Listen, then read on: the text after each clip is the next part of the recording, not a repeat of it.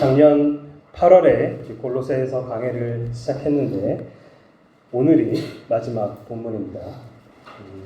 중간중간에 다른 본문도 다루고 또 몇 차례 주제 설교 같은 것도 해서 원래 예상했던 것보다 좀 더 오래 걸렸던 것 같습니다. 여러분은 어떻게 느끼실지 잘 모르겠지만 골로새서가 끝나면 저는 뭔가 드디어 끝났다라는 어떤 그런 홀가분한 마음이 생기지 않을까 싶었는데 막상 마지막 설교가 되니까 오히려 이게 끝난 건가? 라는 생각이 들면서 뭔가 모르게 아쉬움이 느껴지는 것 같습니다. 그만큼 하나님의 말씀은 깊기 때문에 더 풍성하게 이해하고 실천할 수 있는 그런 부분들이 많을 텐데 그거를 지난 말씀을 전하면서 충분히 과연 묵상하고 전달했나라는 생각이 다시 들면서 역시 하나님의 말씀이라는 것은 뭔가 우리가 졸업할 수 있는 그런 것이 아니라 평생 동안 우리가 공부와 묵상을 하면서 그 안에 자라가야 한다는 것을 다시 한번 실감하게 됩니다. 어쨌든 오늘 마지막 본문을 살펴볼 때 하나님의 영께서 저와 여러분의 마음 가운데 빛을 비추어 주셔서 이 말씀을 최대한 바르게 이해하고 그리고 이 말씀을 통해서 주님의 형상으로 우리가 더욱더 빚어지기를 간절히 원합니다. 아멘. 골로새서의 맺은 말인 4장 7절부터 18절에 하나님의 백성 가운데 영원히 기억될 그 이름들이 새겨져 있다고 이제 전에 계속 말씀드렸는데 지난 두 주에 걸쳐서 7절부터 14절을 살펴봤고 오늘의 마지막 본문인 15절부터 18절을 보도록 하겠습니다. 골로새서 4장 15절부터 18절 본문을 제가 읽도록 하겠습니다. 라오디게아에 있는 형제들과 눈바와 그 여자의 집에 있는 교회에게 문안하고 이 편지를 너희에게서 읽은 후에 라오디게아인의 교회에서도 읽게 하고 또 라오디게아로부터 오는 편지를 너희도 읽으라. 아키포에게 이르기를 주 안에서 받은 직분을 삼가 이루라고 하라. 나 바울은 친필을 문안하오니 내가 메인 것을 생각하라. 은혜가 너희에게 있을지어다. 아멘. 골로새서 강해 시리즈의 마지막 설교인 만큼 지금까지 살펴봤던 골로새서 전체 흐름을 간단하게 한번 정리하고자 합니다. 기억이 작년 8월까지 거슬러 올라가기 때문에 기억이 안 나시는 분들도 좀 많이 계시겠지만 1장 1, 2절에서 바울은 골로새 교회에게 인사를 이제 시작하면서 여느 편지에서 그렇게 하듯이 인사를 시작하면서 3절부터 8절에서는 그들 가운데 열매를 맺는 복음을 허락하신 하나님께 감사한다라는 그런 감사를 표현합니다. 9절부터 12절에서는 그들을 위한 기도 내용을 이야기를 하면서 이렇게 기도하고 있다라고 말하면서 주님을 기쁘시게 하는 방법에 대해서 간략하게 설명을 같이 합니다. 그리고 13, 14절에서는 어둠과 죄로부터 해방시키시는 하나님의 그 구속의 은혜에 대해 언급하면서 본격적으로 예수 그리스도께 초점을 맞추기 시작합니다. 그리고 15절부터 17절에서는 바로 이 예수 그리스도께서 첫 창조의 최고 권위자이심을 선포하고 그다음에 18절부터 20절에서는 그분께서 동시에 새 창조의 최고 권위자이심을 강조합니다. 이어서 21절부터 23절에서는 그분의 대속적인 죽음을 통한 하나님과의 화해에 대해서 이야기를 하며 그게 바로 우리 죄사함과도 관련이 있는 부분이고 그리고 24절부터 29절에서는 그 복음, 우리를 하나님과 화목하게 한 그 복음이 어떻게 전파되느냐 바로 고난을 통해서 확산된다라고 그렇게 설명을 합니다. 2장으로 넘어가서 1절부터 5절에서는 예수 그리스도께서 모든 지혜와 지식의 보고가 되신다라는 사실을 선포하면서 6, 7절에서는 바로 이 주님, 곧 우리의 주인 되시는 그리스도 예수 안에 사는 그런 삶을, 그분 안에서 사는 삶을 살아야 한다라고 강력하게 촉구를 합니다. 또 8절부터 15절에서는 그 그리스도 안에 살아갈 때 우리가 실감하게 되는 그분의 그 충분성, 그분만으로 충분하다는 그 현실을 강조를 하고 그리고 26절부터 23절에서는 좀 더 구체적으로 골로새서를 쓰게 된 그 현실적인 그 이유, 배경에 대해서 얘기를 하는데 바로 그 골로새 이단에 초점을 맞추면서 그 이단에 대해서 주의를 해야 된다. 이러면서 경고를 계속해서 합니다. 그리고 3장으로 넘어가면은 1절부터 4절에서는 위에 계신 그리스도께 시선을 두라, 초점을 맞추라 라고 강조를 하고 그 이후로는 계속해서 이제 성화를 촉구를 합니다. 거룩해져야 된다. 촉구를 하면서 5, 6절에서는 그래서 죄악된 지체를 죽은 것으로 여기라고, 7, 8절에서는 죄악된 행실을 버리라고, 9절부터 11절에서는 새 사람으로서 새로워지는, 날마다 새로워지는 삶을 살아야 한다고, 12절부터 14절에서는 새 사람의 덕목들을 너희들이 갖춰야 한다고, 그리고 15절부터 17절에서는 그리스도의 화평과 그분의 말씀과 그분의 이름으로 살아야 한다고 촉구를 합니다. 이어서 바울은 조금 더 현실적인 측면을 강조를 하면서 여러 가지 실전적인 의무들에 대해서 말을 하는데 18, 19절에서는 아내와 남편의 관계에서의 의무, 20절, 21절에서는 자녀와 부모의 관계에 있어서의 의무, 22절부터 4장 초반까지는 종과 주인의 관계에 대해서 이야기를 계속합니다. 그러면서 4장 2절부터 6절까지는 이 복음 전파의 동참을 어떻게 해야 하는가, 복음 전파에 동참하는 그리스도인의 모습은 어떤 모습인가에 대해서 언급하고, 마지막으로 4장 7절부터 18절에서는 서신서 전체를 마무리를 합니다. 이게 맺은말이고, 지지난주에 다뤘던 7절부터 9절에서는 골로새서를 이제 전달하게 될 그 두 명의 전령들을 소개를 했었고, 그리고 지난주에 다뤘던 10절부터 14절에서는 바울의 동역자들의 문안하는 내용을 다뤘었습니다. 이제 오늘 마지막으로 15절부터 18절에서는 골로새서의 수신자들의 임무에 대해서 언급하면서 편지를 마칩니다. 다시 말해서 바울이 이 편지를 마치면서 골로새 교회 성도들에게 마지막으로 몇 가지 지시를 남기는 것을 보게 되는데, 네 가지 부분으로 좀 나눠서 살펴보려고 합니다. 각 절마다 하나씩인데, 문안, 봉독, 촉구, 그리고 기억, 이렇게 네 가지로 나눠서 한번 보겠습니다. 문안한다, 봉독한다, 그리고 촉구한다, 기억한다. 자, 15절부터 한번 보겠습니다. 라우디게아에 있는 형제들과 눈바와 그 여자의 집에 있는 교회에게 문안하고, 이렇게 말을 하는데, 골로새 교회를 향한 바울의 마지막 지시사항 중 첫 번째가 다른 성도들에게 그들도 또한 문안하라고 하는 것입니다. 바로 앞에서 바울의 동역자들이 로마에서부터 골로새 성도들에게 문안하는 내용이 있었는데, 여기서 이제 그들도 또한 다른 성도들에게 문안하라고 이야기를 하고 있습니다. 저도 어제 미국에서 함께 공부하고 동역했었던 이제 신학교 선배님에게 좀 문안 인사를 했었는데, 저보다 1년 먼저 졸업하셨던 분이고, 같은 이제 그레이스 커뮤니티 교회에서 특히 이제 대예배 때 번갈아 가면서 미국 목사님들의 설교를 이제 한국어로 동시 통역하기도 했었고, 그리고 주일 오후에 한인 성도 모임이 있을 때 거기서 이제 말씀 사역을 함께 하기도 했습니다. 또 이제 그 집 막내랑 제 첫째가 나이 차이가 별로 안 나기 때문에 좀 잘 어울렸었는데, 그렇기 때문에 좀 더 그 가정과 친하게 지냈던 그런 점도 있었습니다. 생각해보니까 그 선배님의 이름도 바울입니다. 강바울인데, 어쨌든 어제 제가 먼저 연락을 하게 된 이유는 가끔 이제 제가 한국에 좀 적응을 대충 하긴 했지만 이제 미국 유학 생활을 다시 한번 떠올리곤 하는데, 그때 이제 미국에서 교제했던 여러 성도님들의 얼굴이 또 생각나고, 그리고 그 중 하나가 제가 여러모로 존경하고 아끼던 그 선배님과의 그 가정이기 때문에 연락을 좀 드렸습니다.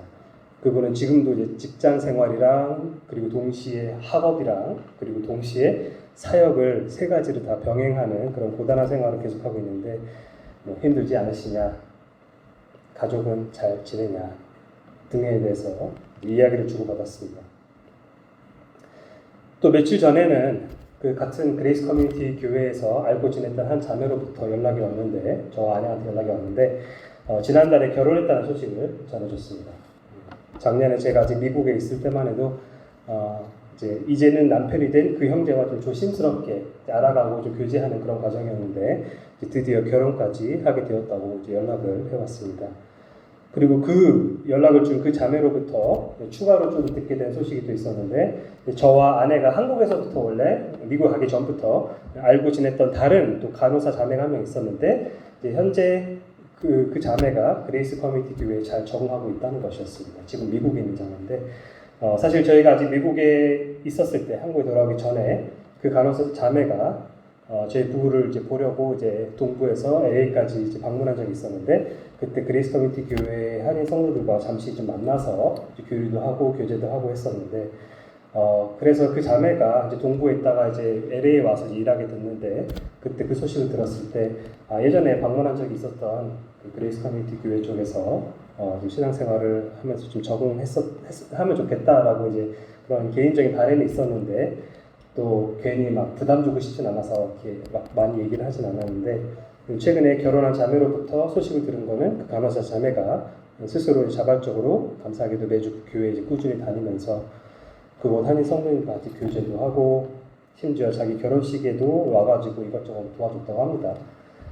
그래서 참 감사하다 생각을 했는데 이런 것들이 어떻게 보면은 좀 대수롭지 않은 이야기일 수가 있고 그냥 일상적으로 있을 만한 그런 이야기이긴 하겠습니다만 이렇게 멀리 떨어져 있는 성도들의 소식을 이제 묻기도 하고 또 우리가 듣기도 하면서 격려를 받고 또 주님께 감사를 하게 되는 것 같습니다. 왜냐하면은 이러한 문안 인사도 성도의 교제의 한 일부가 될 수 있기 때문에 그렇습니다. 그리고 이러한 교제가 특정 교회를 초월할 수 있는 이유는 왜냐하면 그레이스 커뮤니티 교회는 지금 제가 섬기고 있는 교회가 아니지 않습니까? 그럼에도 불구하고 특정 지역 교회를 초월할 수 있는 이유는 전 세계에 있는 모든 구원받은 성도들이 비가시적인 교회, 즉 보편적인 교회의 구성원이기도 하기 때문에 그렇습니다.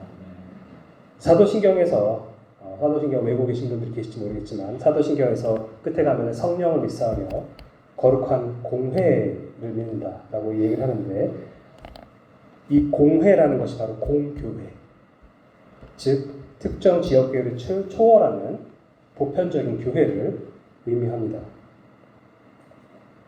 지난주에 다뤘던 10절부터 14절에서 바울의 동역자들이 골로새 성도들에게 문안했었는데 오늘 보면 15절에서는 바울이 골로새 성도들에게도 마찬가지로 다른 성도들에게 문안하라고 말하면서 성도의 교제를 위해 힘쓰라고 지금 촉구하고 있는 겁니다. 너희들끼리도 서로 문안하라.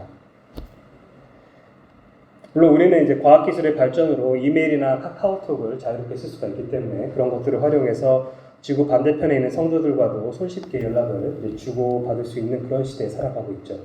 참 한편으로는 감사한 어떤 그런 시대에 살고 있는데 근데 2000년 전에는 사뭇 다른 그런 상황이었죠. 2000년 전에는 다른 지역에 있는 누군가 연락을 주고받는 것은 상당히 어렵고 또 굉장히 많은 시간이 소요되는 그런 일이었습니다. 골로새서도 두기고라고 하는 그 전령이 직접 로마에서 골로새까지 긴 여정을 거쳐서 전달해야 되는 그런 상황이었죠. 따라서 1세기 당시에는 멀면 멀수록 연락하기가 더 힘들어지고 가까우면 가까울수록 연락하기가 상대적으로 수월했습니다. 오늘처럼 거리가 별로 크게 문제가 되지 않는 그런 상황이 이제 아니었죠. 자, 바울이 골로새 성도들에게 요구하는 그 문안은 현실적으로 가까운 지역에 있는 성도들이었습니다. 그들이 이제 우선순위죠. 15절을 보시면은 우선 라오디게아에 있는 형제들에게 문안하라고 지금 말하고 있습니다. 라오디게아는 앞서 2장 1절에서도 나왔고 지난주에 다뤘던 4장 13절에서도 언급이 된 적이 있는 지역인데 말씀드렸다시피 라오디게아는 골로새에서 서쪽으로 약 한 15km 정도 떨어져 있는 그런 도시였습니다. 15km면은 우리 교회 기준으로 생각해 봤을 때 대략 한 신촌이나 아니면 용산 아니면 잠실 이 정도까지의 거리라고 생각하시면 됩니다. 물론 우리 같은 현대인의 관점에서는 자동차나 지하철 없이는 상당히 좀 먼 그런 거리고 걸어서 갈 생각을 전혀 하지 않는 그런 거리긴 하지만 근데 그래도 이제 도보로 4-5시간 정도로 갈 수 있는 정도의 거리입니다. 바울은 골로새 성도들이 라오디게아 성도들에게 문안하면서 그리스도 안에서 교제를 이어가기를 원했고 사도적 권위로 그렇게 하라고 지금 지시를 하고 있습니다. 또 바울은 눈바와 그 여자의 집에 있는 교회에 문안하라고도 지금 말하고 있죠. 눈바라는 이제 좀 우리가 느끼기엔 좀 특이한 이름인데 그 이름은 성경 다른 본문에서는 언급되지 않고 딱 이 구절 한 군데만 이제 나오는 이름인데 이 인물에 대한 이제 정보 자체가 별로 없죠 저희에게. 하지만 그럼에도 불구하고 사도 바울이 개인적으로 알고 있는 사람일 것이고 그리고 골로새서에서 언급할 만한 그런 가치가 있는 그런 이름이었습니다. 이 눈바라는 이 사람이 뭐 남자인지 여자인지 이런 것들에 대해서도 좀 여러 가지 의견들이 있는데 개역개정이 뒤에서 이제 그 여자의 집이라고 이렇게 번역을 했죠. 이거는 이게 제대로 된 이제 번역입니다. 여자일 가능성이 훨씬 더 이제 크고, 많은 성경학자들은 이제 이 눈바라는 이 여성이 재산을 많이 보유하고 있는 과부라고 이제 추측을 합니다. 재산을 많이 보유하고 있다고 여기는 이유는 뭐냐면은 교회가 모일 수 있을 정도의 집을 보유하고 있었기 때문에 이제 그런 것이고, 과부라고 추정하는 이유는 만약 남편이 살아 있었다라면 남편의 이름이 언급됐을 가능성이 높기 때문에 이제 그런 겁니다. 물론 뭐 꼭 그렇지 않을 수도 있긴 하죠. 흔한 경우는 아니었지만 당시에도 과부가 아닌 여성이 장사를 굉장히 잘해가지고 사업에 성공해서 그래서 재산을 많이 확보했을 수도 있긴 합니다만 확률적으로는 사실 통계적으로는 되게 희박하죠.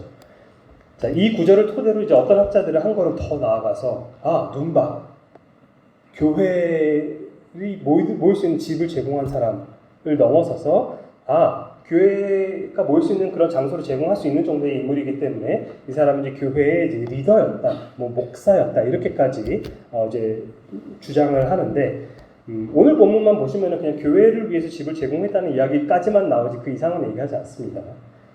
그래서 확대 해석을 해서는 안 되고 더구나 이제 디모데전서 2장에서 사도 바울이 분명하게 여자가 교회에서 남자들을 가르치는 것을 금한다는 점을 고려했을 때 눈바를 여성 목사로 보기는 당연히 어렵겠습니다. 자, 많은 학자들은 이제 눈바와 그녀의 집에 모인 교회가 이 교회가 라우디게아 교회에 포함되는 그런 소그룹으로 이제 생각을 많이 합니다.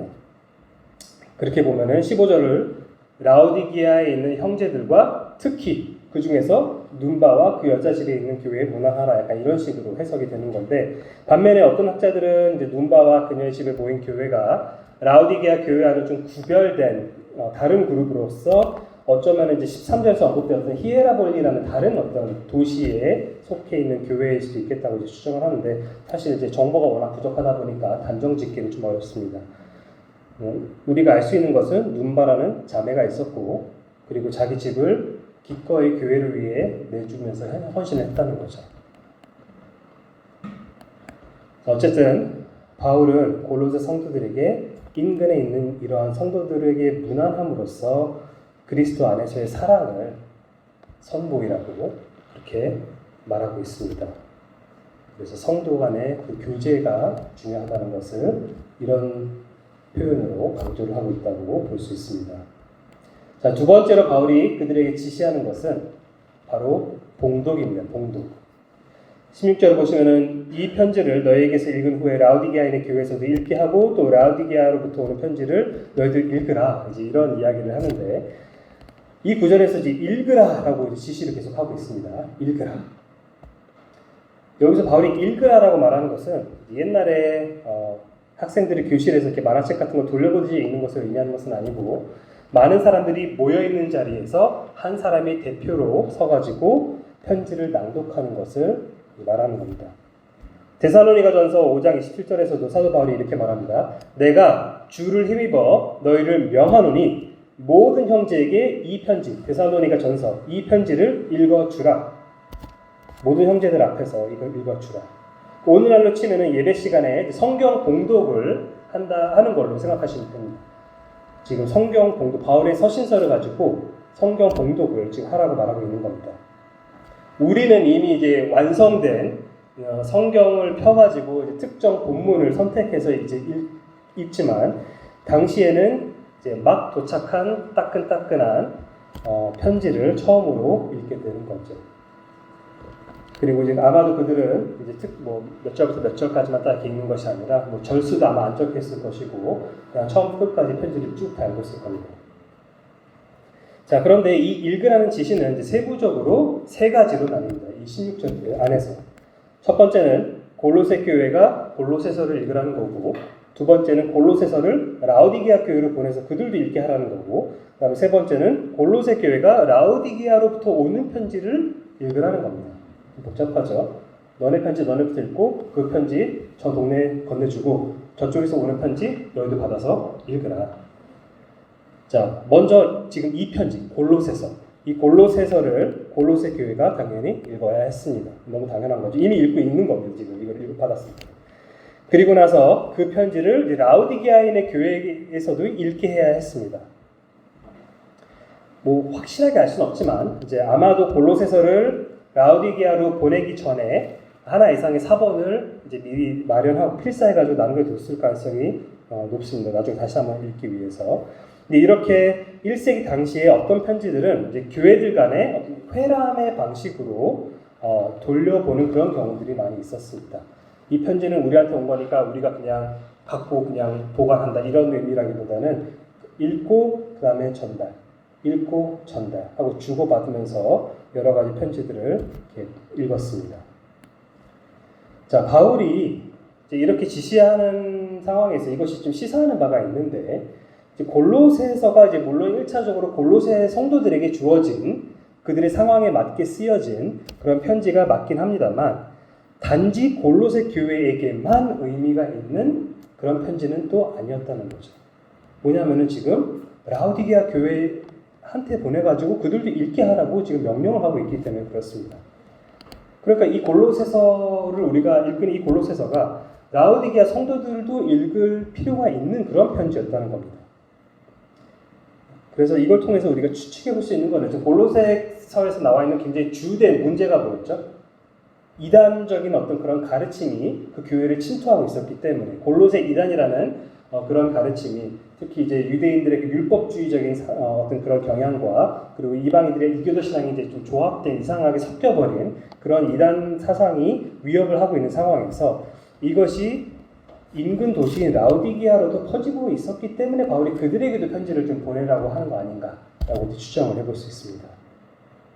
자, 뿐만 아니라 바울은 골로새 교회에게 또 라우디게아로부터 오는 편지를 너희도 읽으라라고 이렇게 말합니다. 그러니까 사실상 골로새서와 라우디게아로부터 오는 편지를 이제 맞교환하고 서로 읽으라 이런 뜻인데, 여기서 이 라우디게아로부터 오는 이 편지의 정체에 대해서 많은 학자들이 굉장히 많은 관심을 가지고 많은 이제 다양한 견해들을 펼쳤습니다. 의견이 좀 분분한데 크게 이제 네 가지 가능성이 있는데, 첫 번째는 바울이 라우디게아 교회에게 쓰긴 썼는데 지금은 분실된 편지일 것이다 라고 생각하는 사람들이 있고, 두 번째는 이건 에베소서를 말하는 것이다 라고 말하는 사람도 있고, 아니면 빌레몬서를 말하는 것이다 라고 생각하는 사람도 있고, 아니면은 이거는 바울이 쓴 편지가 아니라 라우디게아 성도들이 직접 골로새 성도들에게 쓴 편지일 것이다, 뭐 이런 식으로 크게 이렇게 네 가지의 이제 그런 의견들이 있는데, 사실 이제 방금 말씀드린 이 네 가지 중에서 마지막 두 가지 선택지, 그러니까 빌레몬서나 라우디 교회의 성도들이 바울이 아니라 골로새 성도들에게 쓴 편지일 가능성은 거의 없기 때문에 이제 배제를 할 수 있을 것 같습니다. 왜냐하면 빌레몬서의 경우에는 수신자 빌레몬이 라우디게아에 있지 않고 골로새에 있을 가능성이 굉장히 높기 때문에 그 편지가 빌레몬서가 라우디게아 교회를 거쳐서 골로새 교회를 갈 이유가 사실은 없는 거죠. 그리고 또 라우디게아 그 성도들이 골로새 성도들에게 쓸 편지가 실제로 존재한다고 하더라도 알 수는 없지만, 그 네 번째 가능성이 그게 정말 그런 편지가 존재한다 할지라도 그 사실을 지금 로마에 수감되어 있는 사도 바울이 어떻게 알고 있겠으며, 다른 A 교회가 B 교회에게 뭔가 편지를 쓰려고 한다는 것을 저 다른 도시에 있는 바울이 어떻게 그걸 알고 있겠으며, 알고 있다고 한들 그 편지를 왜 굳이 골로새 성도들이 꼭 읽으라고 그렇게 명령까지 하면서 강조를 해야 했을까? 그런 가능성은 거의 없다는 겁니다.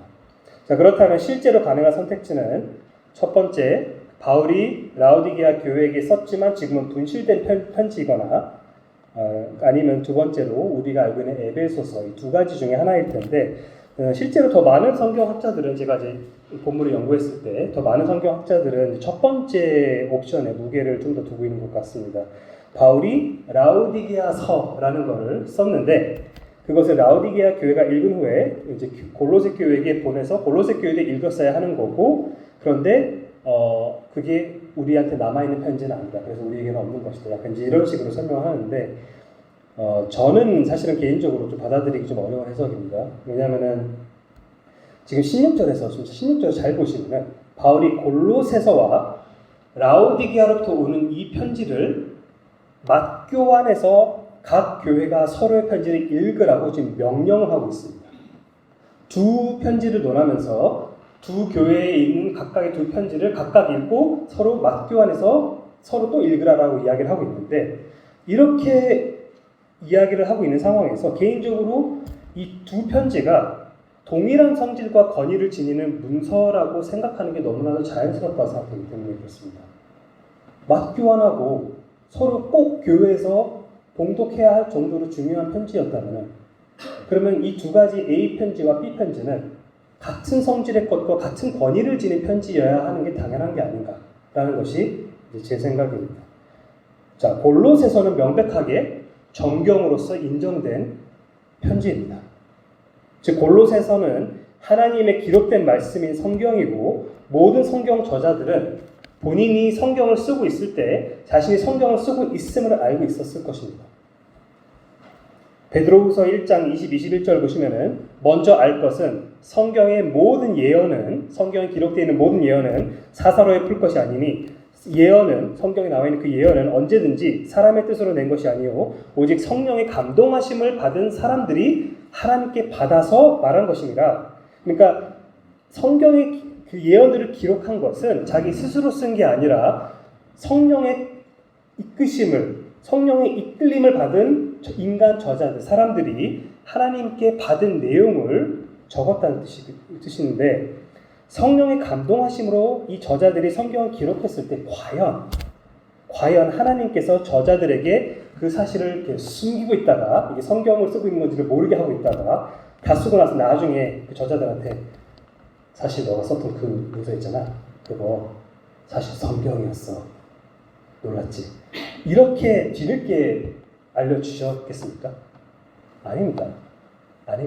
그렇게 하실 이유도 없고 그렇게 하셨을 리가 없습니다. 성경 저자들은 본인이 쓰고 있는 것이 하나님의 권위를 힘입어 쓰고 있는 하나님의 말씀이라는 것을 알면서 썼습니다. 이거는 그냥 개인적인 어떤 추측이나 그런 것이 아니라 데살로니가 전서 2장 13절을 보시면은, 이러므로 우리가 하나님께 끊임없이 감사함은 너희가 우리에게 들은 바, 저자인 우리에게 들은 바 하나님의 말씀을 받을 때 사람의 말로 받지 아니하고 하나님의 말씀으로 받음이니 진실로 그러하도다. 이 말씀이 또한 너희 믿는 자 가운데서 역사하느니라. 지금 자신들이 쓰고 있는 이 말씀이 그 말씀을 사람의 말로 받지 않고 하나님의 말씀을 받아들이고 있다는 것을 지금 긍정적으로 지금 평가를 하고 있는 그런 상황입니다. 데살로니가 후서 3장 14절에서 사도 바울은 또 누가 이 편지, 지금 내가 쓰고 있는 데살로니가 후서, 누가 이 편지에 한 우리말을 순종하지 아니하거든 그 사람을 지목하여 사귀지 말고 그로 하여금 부끄럽게 하라라고 강조하는데, 바울이 이렇게까지 강경하게 이야기를 할 수 있는 이유는 이 편지, 데살로니가 후서에 담겨있는 자신의 말이 하나님의 권위 있는 말씀이라는 사실을 인지하고 있기 때문에 그런 겁니다. 심지어 고린도전서 14장 37절에서는 만일 누구든지 자기를 선지자나 혹은 신령한 자로 생각하거든 나 사도 바울이 너희에게 편지하는 이 글이 주의 명령인 줄 알라. 예수 그리스도의 명령인 줄 알라라고 이렇게까지 말합니다. 따라서 바울이 골로새서를 작성할 때도 그 편지가 하나님의 영감으로 기록된 성경이라는 사실을 알고 있었습니다. 자, 그렇기 때문에 골로새 성도들이 골로새서를 읽은 후에 그 편지를 라오디게아 교회에게 보내서 읽게 하는 것이 중요했고 의미가 있었던 거죠. 왜냐하면 하나님의 말씀이니까. 그러니까 개인적인 어떤 사적인 편지가 아니라는 거죠.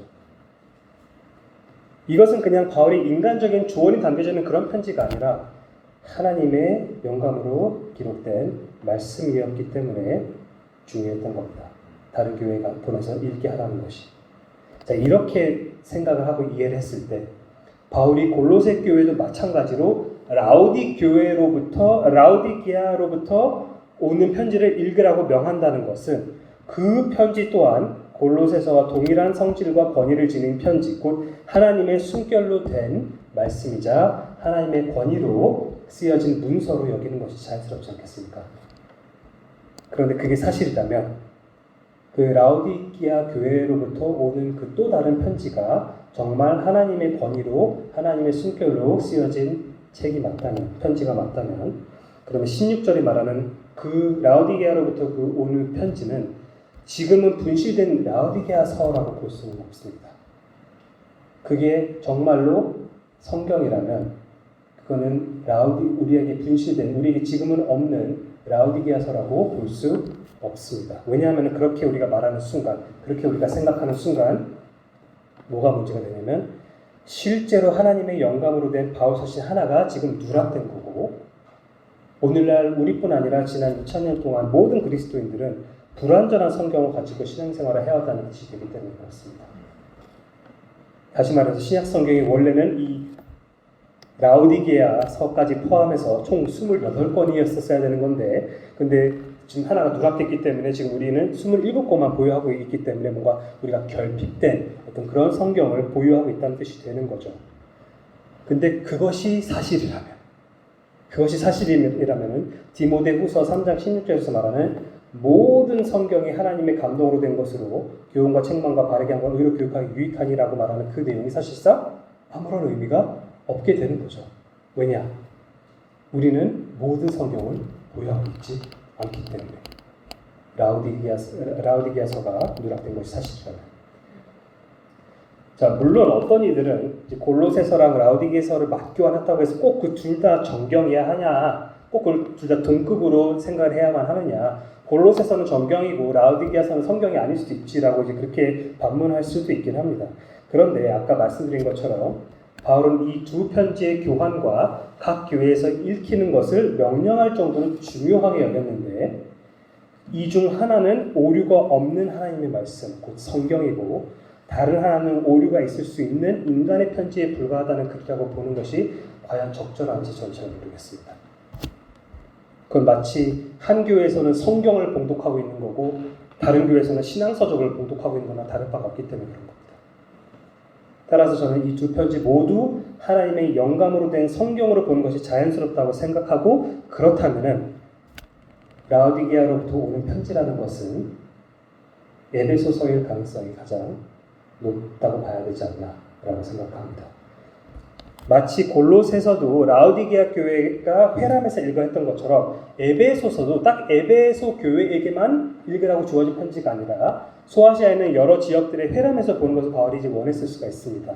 자, 두기고가 생각해 보겠습니다. 자, 두기고가 에베소서랑 골로새서랑 빌레몬서, 옥중서식 4개 중에 지금 3개를 들고 로마에서 출발해서 동쪽인 소아시아로 지금 향하고 있을 텐데, 지금 편지 전달하러 가장 먼저 지나칠 곳은 소아시아 서쪽에 위치한 에베소였겠죠. 지금 로마에서 출발해서 소아시아로 동쪽으로 향하고 있는데, 소아시아 지역 중에서 가장 서쪽에 있는 그 지역이 에베소입니다. 그래서 에베소가 제일 가깝습니다.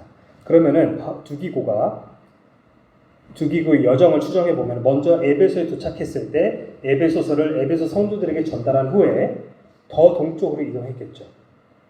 근데 경로상 골로새보다는 라우디게아가 조금 더 에베소랑 가깝습니다.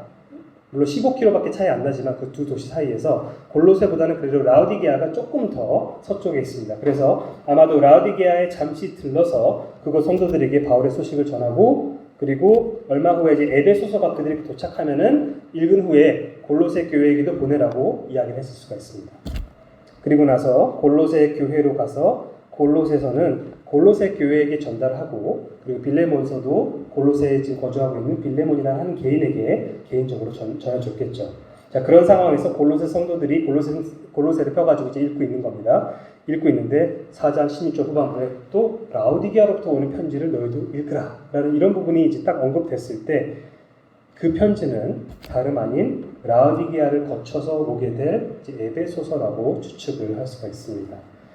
자, 물론 이제 여러 가지 추측과 이런 것도 토대로 추론하는 것이기 때문에 100% 확실하게 이렇다 저렇다 말하기는 좀 어렵지만, 다른 선택지들이 다 다른 선택지들보다는 좀 편지를 주고받는 배경이 일단은 더 좀 자연스럽게 설명이 되기도 하고, 그리고 무엇보다도 성경론적으로 가장 깔끔한 설명이 바로 이 또 하나의 편지를 이제 에베소서라고 이제 보는 것이기 때문에 이렇게 이해하는 것이 가장 좋지 않나라고 이제 여러분에게 권하고 있는 겁니다. 자, 이와 같이 바울은 골로새 성도들에게 지금 성경 봉독을 지시하고 있습니다. 읽으라. 다시 말해 하나님의 말씀의 중요성을 강조하고 있는 거죠. 앞에 15절에서는 성도 간의 교제를 강조했다면 지금 16절에서는 하나님의 말씀의 중요성을 강조하고 있는 겁니다. 골로새서 3장 16절에서 바울이 그들에게 앞서 그리스도의 말씀이 너희 속에 풍성히 거하게 하라라고 말했었죠. 그것을 실천하는 여러 가지 방법들이 있겠지만 그 중에 하나가 성도들이 교회로 함께 모였을 때 누군가가 대표로 하나님의 말씀을 봉독하고 모든 성도들이 그 하나님의 말씀을 듣고 마음에 새기는 것. 그것 자체가 꼭 설교가 아닐지라도 하나님의 말씀 자체가 성도들 가운데 선포되고 성도들이 함께 모여서 한 마음으로 그 말씀을 받을 때 그것이 어떻게 보면은 3장 16절에서 말하는 그리스도의 마음이 우리 가운데 풍성히 거하게 되는 방법 중에 하나라고 생각합니다. 자, 이어서 바울은 17절에서 이렇게 말합니다. 아키포에게 이르기를 주 안에서 받은 직분을 삼가 이루라고 하라. 자, 아키포도 사실은 성경에 많이 등장하는 이름은 아닌데 이 구절 외에 딱 한 번 더 나옵니다. 빌레몬서 2절. 거기서 한 번 더 등장하는데 빌레몬서 1절 후반부터 이제 2절까지 보면 이런 말이 나옵니다. 동역자인 빌레몬과 자매 아비아와 우리와 함께 병사된 아키포와 내 집에 있는 교회에 편지한다라고 바울이 말하고 있는데 즉 아키포는 지금 빌레몬의 집안과 뭔가 관련이 있는 그런 인물입니다. 그리고 바울이 이 아키포에 대해서 너는 함께 병사된 자라고 평가를 할 수 있는 그런 인물이었습니다. 동역자였던 거죠. 그리스도의 좋은 병사로서의 동역자입니다. 그런데 바울은 골로새 성도들에게 아키포에게 뭔가를 지금 말하라라고 지시를 지금 내리고 있는 겁니다. 지금 무슨 말을 하라고 지금 명하고 있냐면 주 안에서 받은 직분을 삼가 이루라라는 겁니다. 너희들이 아키포에게 그 말을 하라는 겁니다. 주 안에서 받은 직분을 삼가 이루라. 자, 이 직분으로 번역된 단어는 이제 원어로는 디아코니아라는 그런 단어인데 기본적으로 이 뜻은 이제 섬김 아니면 뭐 사역 이런 거를 의미하는 단어입니다. 그래서 여기서도 이 직분으로 번역된 것이 사실은 어떤 직분하면 우리는 경우에 따른 직책을 좀 떠올리기 쉽습니다. 뭐 집사, 뭐 목사 이런 직책을 떠올릴 수가 있는데 그것보다는 어떤 사역이나 어떤 뭔가 마땅히 행해야 될 본분 그걸로 이해하기가 좀 더 정확합니다. 그래서 주 안에서 받은 사역을 아키포가 삼가 이뤄야 한다라고 지금 말하고 있는 겁니다. 자, 그렇다면 이 사역이라는 것이 구체적으로 무엇인지 알고 싶은데 정확히 나와 있지는 않습니다. 그냥 지나같이 언급되는 건데 그런데 여기서 우리가 조금 힌트를 얻을 수가 있긴 합니다. 왜냐하면 이 사역을 의미하는 디아코니아라는 단어 아까 말씀드렸고 여기 바로 옆에 같이 함께 나오는 이루라 이 사역을 이 직분을 이루라라고 할 때 이루라라 번역된 플레로오라는 어떤 동사가 있는데 이 두 단어의 조합 디아코니아와 플레로오의 이 조합이 사실 앞서 골로새서 이 편지에서 한번 등장한 적이 있기 때문에 그렇습니다. 1장 15절에서 바울이 뭐라고 말한 적이 있냐면은 내가 교회의 일꾼 디아코노스 이거는 이제 명사형인데 근데 이제 일꾼 된 것은 내가 교회의 일꾼 된 것은 사역자가 된 것은 하나님이 너희를 위하여 내게 주신 직분을 따라 이 직분 다른 단어입니다. 직분을 따라 하나님의 말씀을 이루려 함이니라. 이 이루다가 플레로고입니다. 바울이 자기 자신이 내가 어떤 일꾼이 된 건데 교회 일꾼인데 하나님의 말씀을 이루고자 성취하고자 수행하고자 한다라고 지금 말한 적이 있습니다. 이러한 그 유사한 표현, 지금 1장 25절과 오늘 본문 4장 17절을 비교해 봤을 때 아키포가 이루어야 할 사역이라는 게 무엇일까? 아마도 바울이 자기 자신에 대해서 말했던 그 사역이 아닐까라고 생각되는 거죠. 바로 하나님의 말씀을 전하는 사역, 복음 사역을 이야기를 하는 겁니다. 그래서 골로새 성도들에게 사도 바울이 뭐라고 말하고 있는 거냐면 아키포에게 주 안에서 받은 그 복음 사역을 삼가 이루라라고 전하라. 이렇게 촉구를 하고 있는 겁니다. 자, 그래서 삼가하라라고 이제 표현이 나오는데 다시 말하면 주의하라 아니면 이제 신경 쓰라라고 말하는 겁니다. 복음 사역을 이루기 위해서 아키포가 특별히 더 주의를 기울여야 한다라고 권면을 하라고 골로새 교회에게 지시를 하고 있는 겁니다. 디모데후서 4장 5절에서도 굉장히 비슷한 표현이 나오는데 그러나 너는 모든 일에 신중하여 고난을 받으며 전도자의 일을 하며 내 직무를 다 하라. 디모데야, 내 직무를 다 하라. 사역자로서, 복음을 전하는 자로서 직무를 다 하라. 어떤 이들은 그래서 어떤 이들은 이제 바울이 여기서 뭔가 이렇게 촉구를 하라고 이야기를 하니까 뭔가 아키포가 좀 불성실하게 사역을 지금 하고 있어서 이런 얘기를 하는 것이 아닌가, 아키포를 좀 간접적으로 혼내라는 뜻이 아닌가라고 이렇게 추측을 하는데, 아마 이제 그런 약간 어두운 느낌의 책망은 아닐 겁니다. 왜냐하면은 아까 말씀드렸던 빌레몬서 2절에서 아키포를 뭐라고 표현했다고요? 함께 병사된 자. 이거 굉장히 엄청 강한 어떤 칭찬입니다. 이건. 그렇기 때문에 아키포가 지금 꾸중을 받는다기보다는 이미 잘하고 있겠지만은 계속해서 기억해야 할 부분에 대해서 성도들이 리마인드 시키라는 어떤 그러한 의미로 이해를 하면 좋을 것 같습니다. 아키포는, 바울이 아키포에 대해서 바라는 것은 그리스도 안에서 받은 사역을 충실히 이행하도록 격려를 받았으면 좋겠다는 겁니다. 자, 이게 세 번째 지시였고, 이제 마지막으로 18절을 보면은 네 번째가 나옵니다. 나 바울은 친필로 문안하노니 내가 메인 것을 생각하라. 은혜가 너희에게 있을지어다. 이렇게 하면서 편지가 끝났는데, 여러분 고대 그리스 로마 사회에서는 편지를 쓸 때 대필가에게 편지에 적을 내용을 읊어줌으로써 받아쓰게 하는 그런 방식을 많이 사용했습니다. 이거는 드문 어떤 그런 게 아니라 굉장히 흔한 어떤 당시의 문화였습니다. 그래서 로마서 16장 22절을 보시면은 심지어 대필가의 이름이 언급됩니다. 거기서 이 편지를 기록하는, 로마서 이 편지를 기록하는 더디오도 주 안에서 너에게 문안하노라. 더디오가 계속해서 바울의 말을 받아줬다가 마지막에 가서 나도 있다 라고 이렇게 하면서 쓴 거죠. 자, 그 외에 바울 서신 중에 갈라디아서나 고린도전서, 데살로니가후서, 골로새서와 같은 곳에도 이제 바울이 이제 직접적으로 이제 잠시 대필가가 물러서고 바울이 직접 나서서 내 자신이 지금 쓴다, 친필로 쓴다라고 이렇게 말하는 내용들이 나옵니다.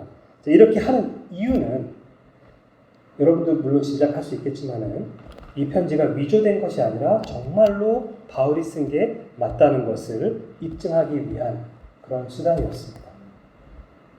데살로니가 후서 3장 17절에서는 이유 자체를 명확하게 얘기를 하는데, 바울이 거기서 뭐라고 얘기하냐면, 나 바울은 친필로 문안하노니 이는 왜 그렇게 하느냐? 이는 편지마다 표시로서 이렇게 쓰느라. 편지마다 표시로서 이렇게 쓰느라. 여기서 말하는 표시라는 것은 정말 사도 바울이 쓴 편지임을 구별해주는 표시를 의미하는 겁니다. 오늘날로 치면 아무나 흉내낼 수 없는 서명이나 아니면은 인장 같은 거를 의미하는 거고, 마치 화가가 가끔 이제 그림에 자기 자신이 그린 거라는 것을, 이건 누군가가 모방한 작품이 아니라 자기 자신이 쓴 거라는 것을 확인하기 위해서 어딘가 이렇게 사인을 하거나 뭔가 자기만의 트레이드 마크를 표시하는 것처럼 바울도 그렇게 했다는 겁니다.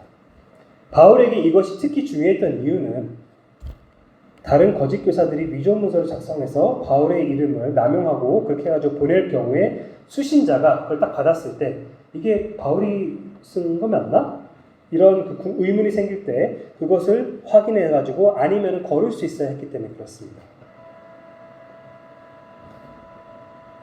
이게 바울이 무슨 편집증이 있어서 이런 두려움이 있었던 게 아니라 실제로 이런 일들이 발생했기 때문에 그렇습니다.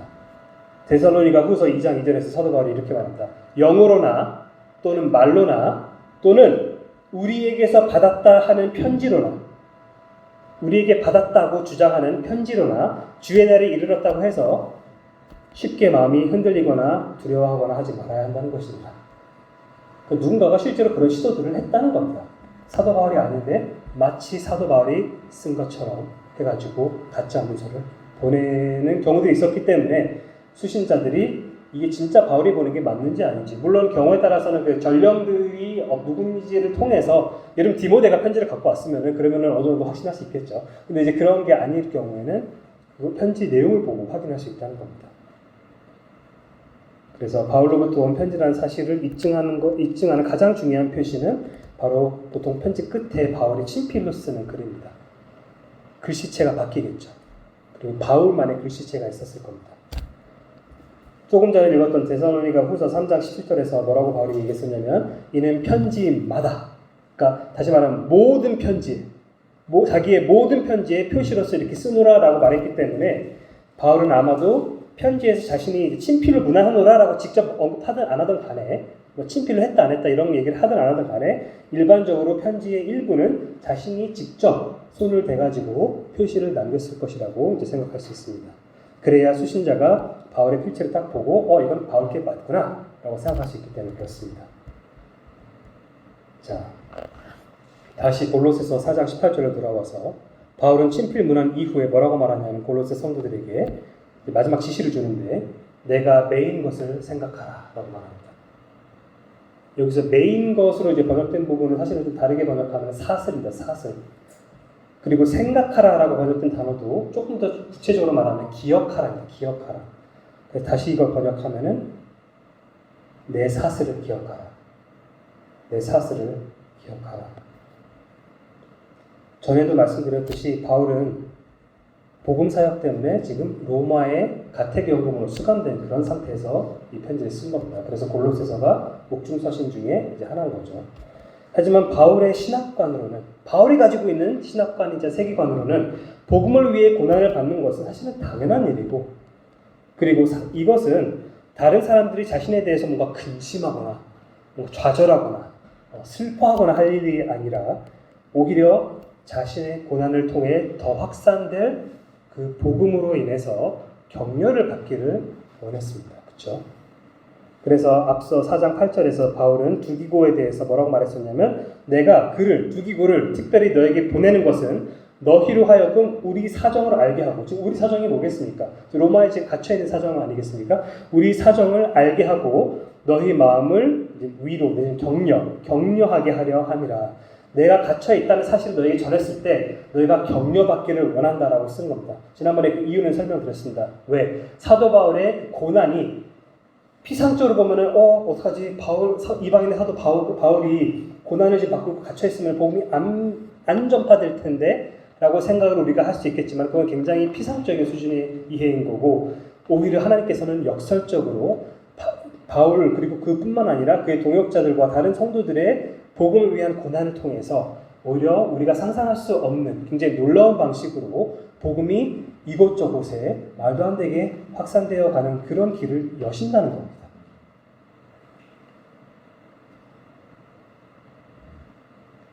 따라서 한편으로는 4장 18절에서 내 사슬을 기억하라 라는 그 말은 자신의 고난을 기억함으로써 이제 격려를 받으라 라는 의미가 이제 내포되어 있을 수도 있습니다. 근데 동시에 앞서 3절에서 4장 3절에서 바울이 또 무슨 말을 한 적이 있냐면 또한 우리를 위하여 기도하되 하나님이 전도할 문을 우리에게 열어주사 그리스도의 비밀을 말하게 하시기를 구하라. 내가 이 일 때문에 매임을 당했다. 여기서 매임을 당했다. 내가 지금 수감되었다라고 표현을 하죠. 그렇게 말했던 걸 우리가 고려했을 때 18절에서 내 사슬을 기억하라는 말 속에는 한편으로는 기도 요청도 포함되어 있는 겁니다. 내가 지금 복음 위에서 갇혀 있는데 나 괜찮은데 그리고 하나님께서 나 이런 상황을 통해서도 그분의 주권적인 뜻을 성취해 나갈 것인데 근데 그럼에도 불구하고 나를 위해서 기도해주고 그리고 나를 통해서 내 사역을 통해서 하나님께서 또 전도의 문을 열어주실 그런 놀라운 은혜를 베풀어 주시길 기도했으면 좋겠다라는 그런 마음이 기도 요청이 포함되어 있는 겁니다. 자, 이런 말씀을 우리 삶에 적용할 때 우리는 사실은 더 이상 바울의 그 사슬을 기억할 필요는 없죠. 뭐냐면은 바울은 사실은 이미 풀려났고 그리고 바울은 이미 2000년 전에 모든 사슬로부터 해방되어서 그리스도의 품에서 지금 온전한 자유와 온전한 기쁨을 이미 누리고 있습니다. 그러니까 바울을 위해서 우리가 기도할 필요는 없습니다.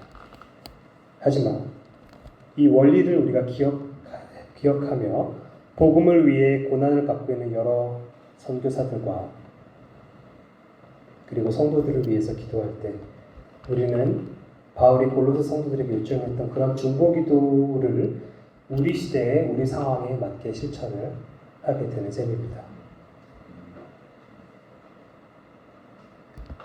마지막으로 바울은 축복 인사로 편지를 마치죠. 은혜가 너에게 있을지어다. 바울은 사실은 모든 편지에서 은혜로 편지를 마칩니다. 그러니까 이 부분이 골로새서가 뭐 특별한 건 아닌데 근데 일단 골로새서 안에서 생각해 보면은 시작할 때도 은혜로 시작했었습니다. 1장 2절을 보시면은 골로새에 있는 성도들 곧 그리스도 안에서 신실한 형제들에게 편지하노니 우리 아버지 하나님으로부터 은혜와 평강이 너에게 있을지어다. 이렇게 시작한 말과 마치 지금 수미상관을 이루는 것처럼 마지막에 은혜라는 말로 인사를 마칩니다. 지극히 높으신 예수 그리스도로 충분하다는 사실을 토대로 골로새 이단 사상을 퍼뜨리고 있는 거짓 교사들의 가르침이 현혹되지 않고 오직 그들이 처음 들었던 그 복음에 대한 확신이 흔들리지 않고 그리스도 안에서 믿음이 지속적으로 자라서 마지막 날에 주님 앞에 온전히 서야 하는데 골로새 성도들이 그래야만 하는데 이 모든 것은 우리 자신의 힘으로 할 수 있는 것이 아니라 우리 주 예수 그리스도의 은혜로부터 시작하는 것이기 때문에 바울은 편지의 마지막을 이 단어로 마치고 있는 겁니다. 은혜가 너희에게 있을지어다. 우리에게도 마찬가지로 하나님의 이러한 지속적인 은혜가 필요합니다. 은혜 없이 우리가 할 수 있는 것이 아무것도 없습니다.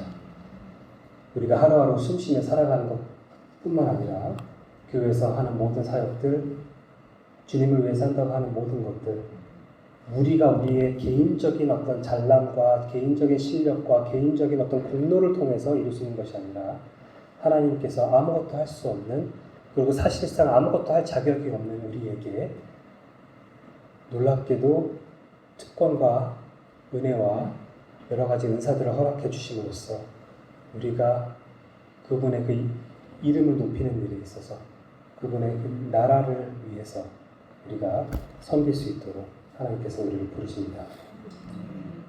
우리가 특히 아들 예수 그리스도와 함께 모든 것을 함께 우리에게 주신 하나님의 은혜에 감사하면서 찬송가 305장 하나님께 올려드리도록 하겠습니다.